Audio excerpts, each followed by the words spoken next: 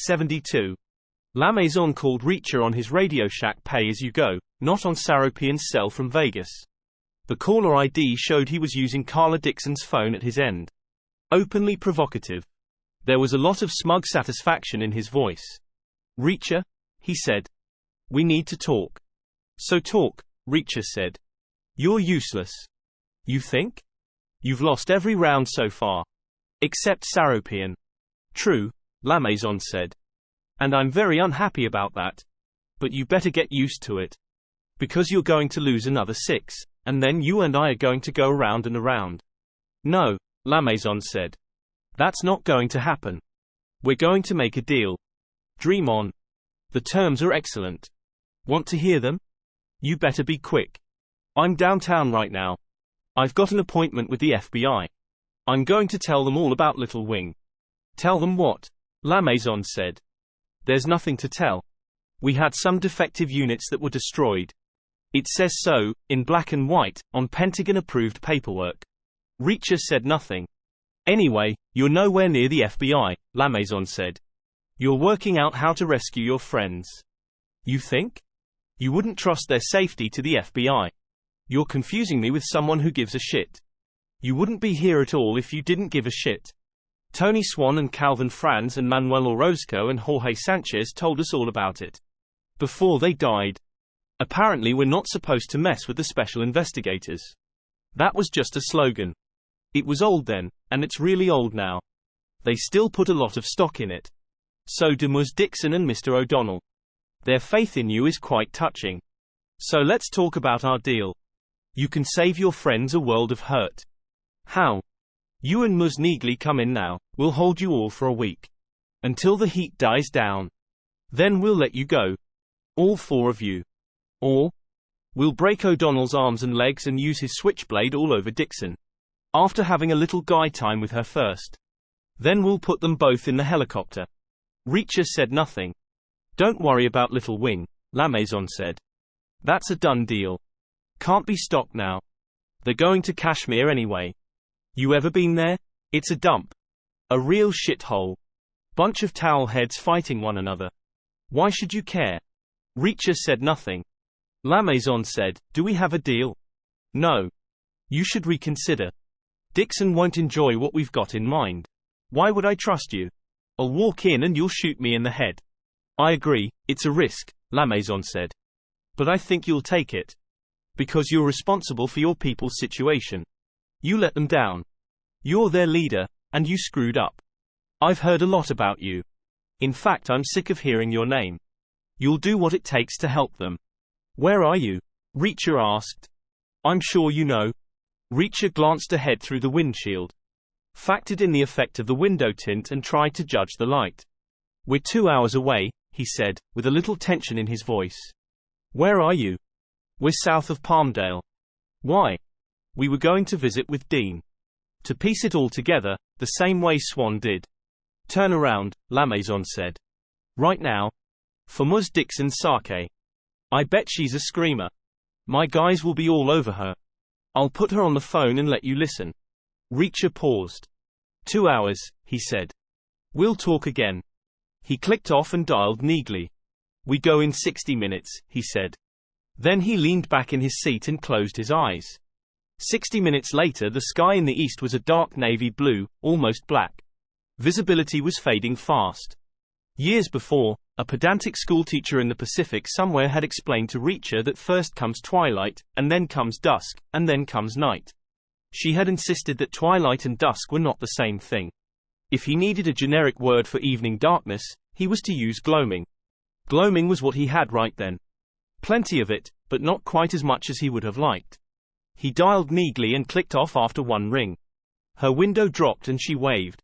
A small pale hand in the darkness. He started his car and eased away from the curb. No lights. He headed east toward the arriving night and made a right, and 3 blocks later he was skirting New Age's fence, clockwise, along the back line of their property. He made another right and came down the side of their lot and coasted to a stop against the curb about 2/3 of the way down. If New Age's place was a clock, he was stopped on the 4. If it was a compass, he was a little ways south of east. He got out and stood still and listened. Heard nothing. Saw nothing. Highland Park was a populated area, but New Age's Place was part of a commercial zone. The workday was over. People were gone. The streets were dark and quiet. He opened the Prelude's trunk. Used his fist to smash the courtesy light. Used his thumbnail to slit the plastic around the Evian bottles. He took one out and unscrewed the top and took a long drink. Then he poured the rest of the water away in the gutter. Stood the empty bottle upright in the trunk. He repeated the process 11 more times. Ended up with a neat line of 12 empty 1-liter bottles. Then he took out the gas can. 5 gallons, US liquid measure, which added up to close to 19 liters. He filled the bottles, very carefully. The benzene fragrance of unleaded gasoline came up at him. He liked it. It was one of the world's great smells. When the 12th bottle was full, he put the can on the ground. 7 liters still in it. Almost 2 gallons. He tore open the bag of polishing rags. They were foot-square pieces of white cotton jersey. Like undershirts. He rolled them tight, like cigars, and eased them down into the necks of the bottles. Half in, half out. The gasoline soaked upward, pale and colorless. Molotov cocktails. A crude but effective weapon. Invented by fascists during the Spanish Civil War. Named by Finns during their struggle against the Red Army in 1939, as a taunt toward the Soviet Foreign Minister Vyacheslav Molotov. "I never knew a tank could burn so long," a Finnish veteran had once recalled. Tanks, buildings, it was all the same to Reacher. He rolled a 13th rag and laid it on the ground. Dripped gas from the can on it until it was soaked. He found the box of wooden kitchen matches and jammed them in his pocket. Lifted the 12 bottles of gas out of the trunk, one by one, carefully, and stood them upright on the road 6 feet behind the Prelude's rear bumper. Then he picked up the 13th rag and closed the trunk lid and trapped the rag in it, 3/4 out. In the darkness it looked like the car had a tiny white tail. Like a silver lamb. Showtime, he thought. He struck a match and held it against the rag trapped in the trunk lid until the rag was burning bright. Then he flicked the match away and picked up the first Molotov cocktail. Lit its wick off the burning rag and stepped back and hurled it high in the air, over the fence. It tumbled through a lazy blazing arc and burst against the base of the main building's end wall. Gas exploded and flared and then settled into a small burning pool. He threw the second bomb. Same procedure. He lit the wick off the burning rag, stepped back, and threw hard. The bottle sailed through the same arc and hit the same place and burst. There was a brief white-hot flare and then the pool of flame settled and spread wider. They started to lick upward against the siding. He threw the third bomb directly into the fire. And the fourth. He aimed the fifth a little to the left. It started a brand new fire. He followed it with the sixth and the seventh. His shoulder started to ache from the effort of the giant throws. The grass all around the building's end wall started to burn.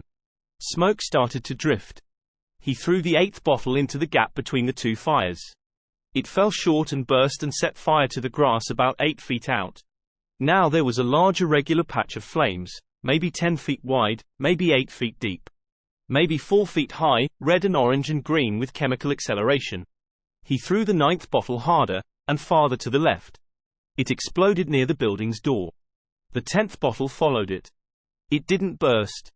It rolled and leaked and burning gasoline welled out and flames raced and crackled through the dry grass. He paused and picked his spot and used the 11th bottle to fill the gap on the building's corner. The 12th and last bottle followed it. He heaved it hard and it hit the siding high up and burst into flames and burning gas spattered the whole end wall. He opened the trunk lid and knocked the burning rag out and stamped on it. Then he stepped to the fence and peered through. The grass at the base of the building's end wall and all along the front wall as far as the door was burning fiercely. Flames were leaping high and smoke was pouring upward. The building itself was built of metal and was resisting. But it would be getting warm inside. Soon be getting warmer, Reacher thought. He screwed the lid on the gas can and wound up and hurled it like a discus thrower.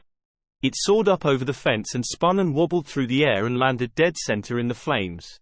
Thin red flammable plastic, 2 gallons of gas inside. There was a split-second's pause and then the can exploded in a huge white fireball. For a time it looked like the whole place was on fire. And when the fireball eventually died, the flames left behind were twice as high as before and the paint on the siding was starting to burn. Reacher go. T back in the Prelude and started up and pulled a ragged U-turn and headed back the way he had come. The muffler burbled. He hoped Dixon and O'Donnell could hear it, wherever they were. 3 blocks later he was back where he started. He pulled in behind Neagley's Civic and killed his motor and sat still and watched out his window. He could see the glow in the distance, far to his left. Clouds of billowing smoke, drifting, up lit by bright leaping flames below. A decent blaze, getting worse by the minute. Impressive.